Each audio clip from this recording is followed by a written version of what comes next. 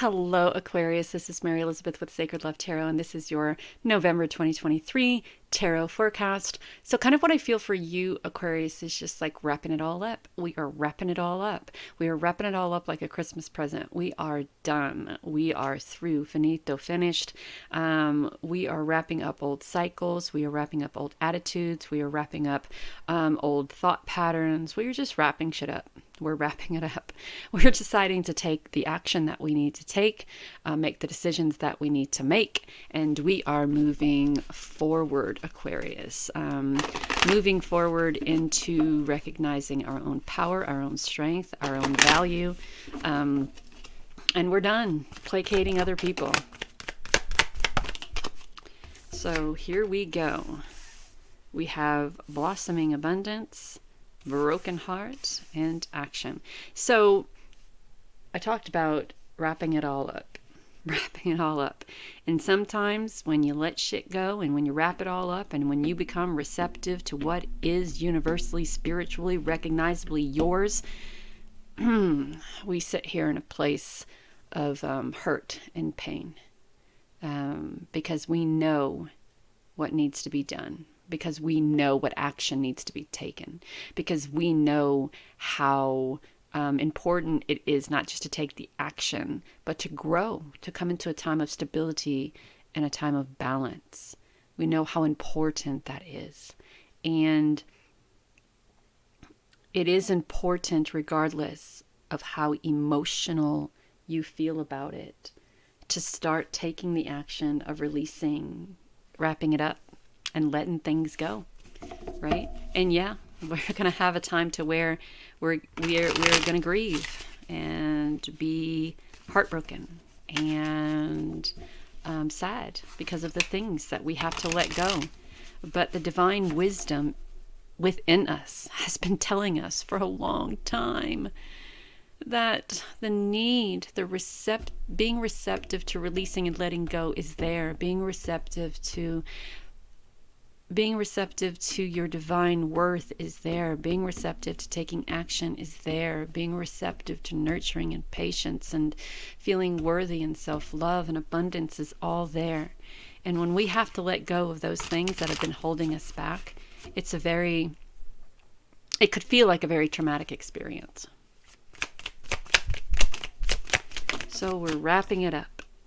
All right, so we have the Two of Cups, the Four of Pentacles. That's funny. And the Empress. Except 2, 4, 3. 2, 3, 4.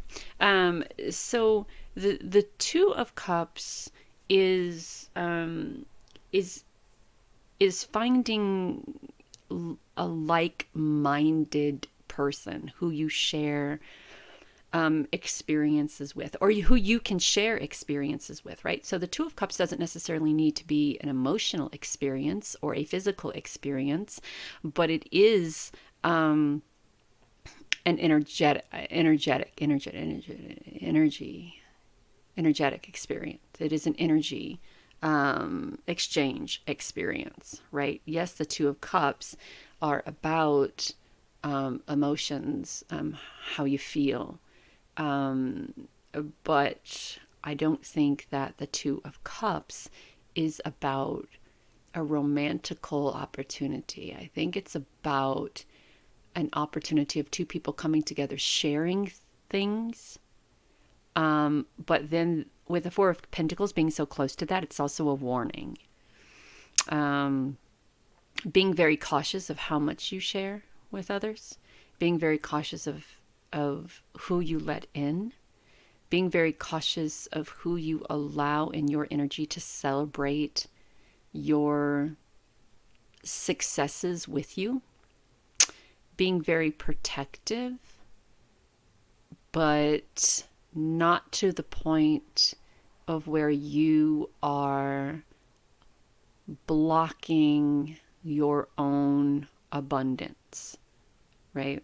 So there's this wonderful blossoming abundance coming in. And there's this person who it almost feels like wants you to believe that they're the reason why this abundance is happening, right? And you find out, I think, very quickly that this person may be only interacting with you because of the abundance that you've come into. And the Four of Pentacles is you recognizing that and feeling very protective over that. And when there's this feeling of overly protective in like the Four of Pentacles, there's also this feeling of shutting yourself off to the abundance and the passion and the power and the peace that comes with the Empress. So even though there is sadness here, the Empress takes the action that is needed to move away from that sadness into a time of peace and passion, loyalty, playfulness, abundance, prosperity. She's planting seeds, right? She's birthing new ideas and new opportunities. And it wouldn't surprise me if the Tower card came out. And she is shining that light of wisdom for you to recognize that whomever this person is only interested in you for what you can do for them, right? It's almost like they see that without you, there is an inability for them to be there's an inability for them to step into their, right? So they recognize that you have stepped into yours. So they make this last ditch effort to kind of, what's the word I'm looking for? They make this last ditch effort to kind of commune with you on a look at all the things we have in common. Look at all the things that I'm willing to share with you. Look at all the things that we have to talk about. And, but you soon realize that it's all smoke and mirrors. It's all an illusion. They're only interested in you for what you can do for them, right? And that puts you in protection mode, but protection mode can cut you off to being receptive. And even though this may bring about a time of sadness and broken-heartedness for you, you also begin to recognize your true worth. You also begin to recognize that there is a sense of yourself, a happiness, an energy of power that comes from being loyal to you, to yourself. And it's time to take that action of being loyal to you, to yourself. Bringing in that stability, bringing in that balance, bringing in that action. Allowing your divine feminine to kind of light the way, for you, right? Because I kind of feel like there's something that you're looking for, right? With the Page of Pentacles, there's a path that you're looking for, be it a path to abundance, a path to prosperity, a path to a new home, a path to a new life, a path to creativity, a path to love, a path to kindness. There's something that you are looking for. And even though there's this roadmap that is displayed before you, and even though you kind of feel, like there's this willy-nilliness to it all by flipping the coin, there's also this sense of needing to be more open to the direction that you're going and using your intuition instead of feeling instead of that whole, I don't want to say the sense of not caring. I do want to say that there is this sense of I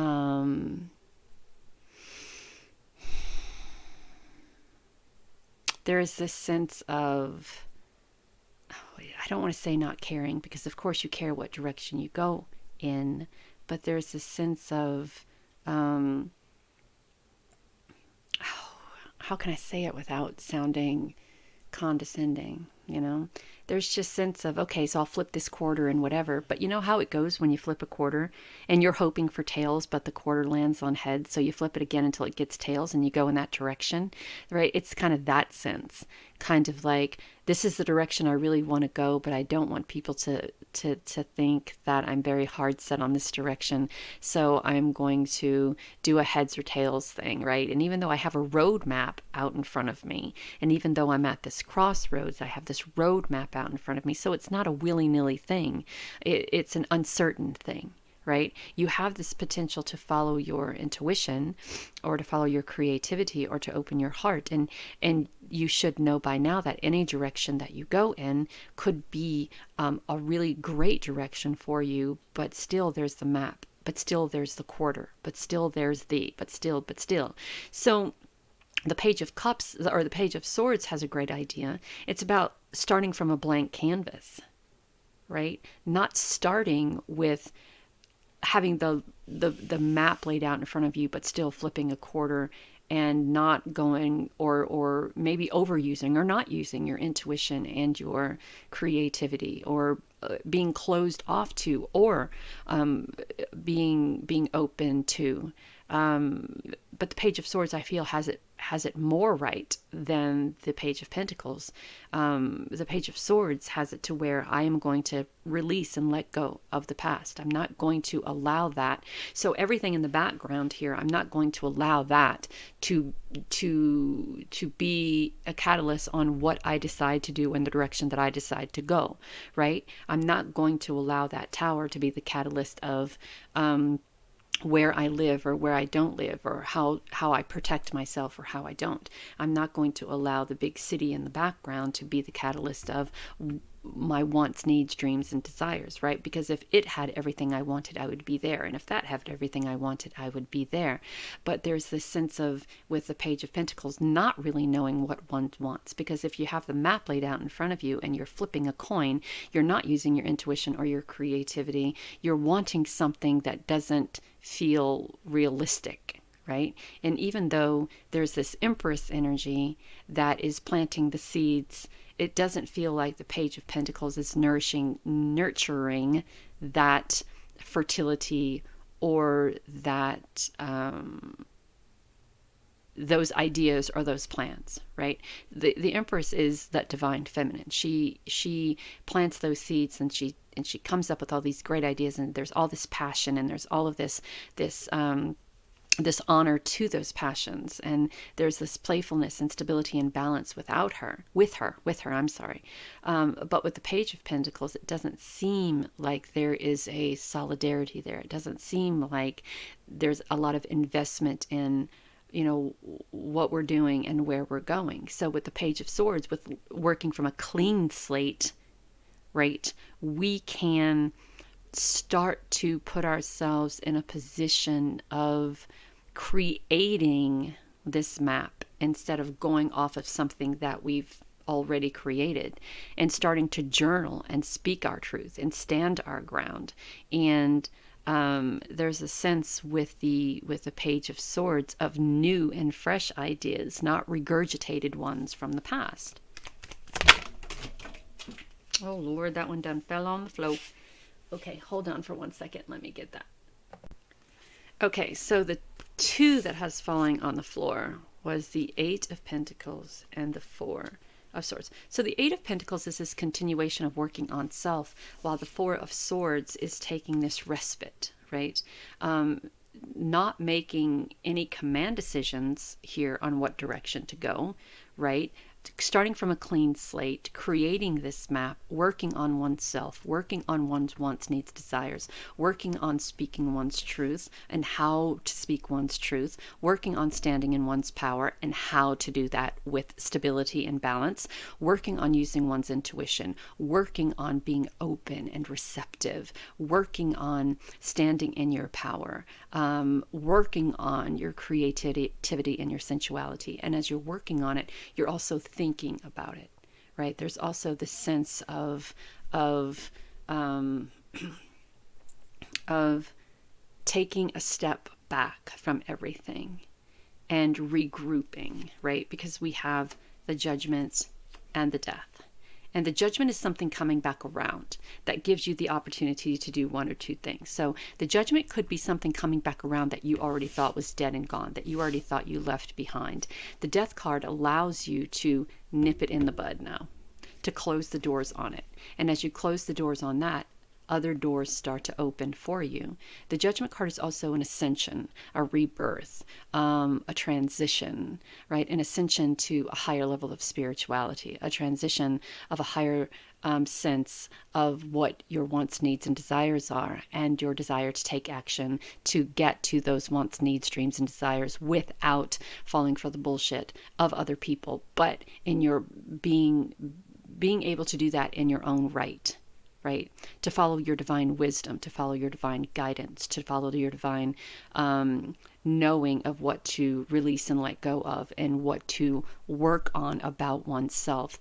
That allows this period of ascension and transformation. And the Page of Swords, I think, says it all with the whole clean slate. So I love that.